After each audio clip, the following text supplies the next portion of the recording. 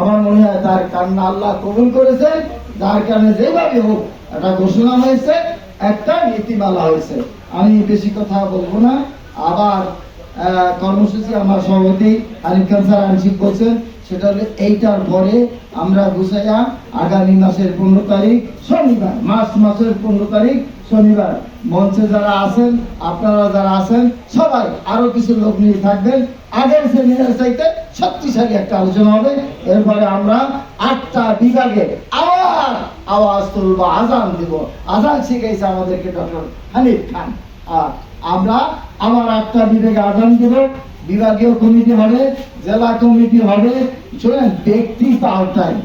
আপনারা উন্নয়ন করেছেন, কেউ কি আপনাদের বদনাম কেউ করতে পারছে না? ইনশাআল্লাহ পারবে না। আপনাদের হয়তো পরিবর্তন আপনারা করতে পারেন, সেক্রেটারি অমুক ছিল অমুক হোক, সহসভাপতি হতে পারে, কিন্তু আপনারা এই কথা লোক মজবুত হয় আল্লাহ শিখানো ভাষার বুকুর লাগে বুক মিলান, হাত মা বুক মিলান। হ্যাঁ, একজনের খাবার 3 জনে খান। লজিং ছিলাম, লজিং সিংহের ভাত খানা সহ দিয়েছিলাম 3 জনে মিলে খায় দাওয়া, ঠিক আছে বেরিয়ে গেছি, এরকম মিলান। এমন ডক্টর আউরান সব আসলে বাকি কিনে আমার জন্য রাখে, আমি কখন আসবো? আমিও ফোন দিই, ভাই কখন আসবেন? আমরা আপনাদের সাথে আসি, দুনিয়ায় যে কদিন বেঁচে আসি আপনাদের সাথে থাকবো ইনশাআল্লাহ। আপনাদের সাথে না, ইবতিদাই বাঁচানোর জন্য। আর ইবতিদাই সব গ্রামে গ্রামে একটা যদি জাতীয় করে নেয়, আমরা তো চাচ্ছি সর্বস্তরের ধর্মশিক্ষা, কলেজে সায়েন্স, আর্টস, কমার্স সব জায়গায় আমরা ধর্মশিক্ষা বহাল চাই, মেডিকেল, বুয়েট, ইঞ্জিনিয়ারিং। এই জন্য যে শুরু করেছি করোনার মধ্যে, জুনায়েদ বাবুরি আমার এরকম ধরে রাখছেন, আল্লাহ তাকে চান্দনবাসী করুন। 22 জন ছাত্র দাঁড়িয়ে বলছিলেন এই তার পক্ষে আমরা আছি সেই হাটাজারি মাদ্রাসায়। আর এই দেশের কোন পীরের দরবার আমরা বাদ রাখি নাই। সেসিনা, চরমনাই, কামাল্লা, ফুলতরি, জুনায়েদ বাবু নগরী, সিলেটের কি জানো ফুলতরি, আমরা সব জায়গায় গেছি।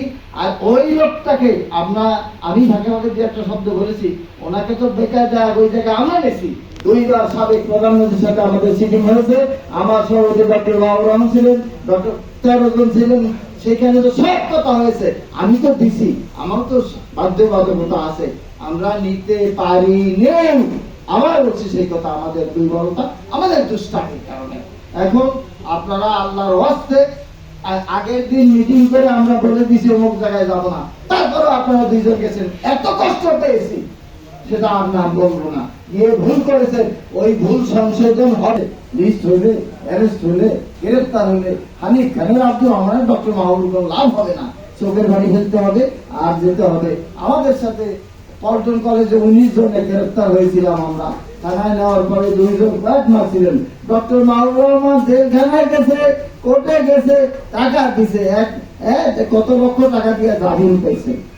কষ্ট অনেক করেছে। আপনারা এরকম কষ্ট কেউ পান, এটা আমি ডক্টর মাহবুব রহমান চাই না।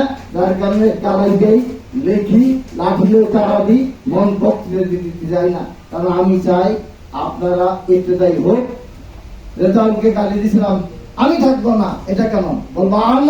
আমরা একাত্রিত হচ্ছি, আসি, থাকবো। আবার বলছি, রেজাউল থাকবে, সবাই থাকবে, মিলেমিশে আমরা ইবতিদাই বাঁচানোর জন্য রাতে আল্লাহর কাছে কাঁদবো আর দিনের চেষ্টা করবো।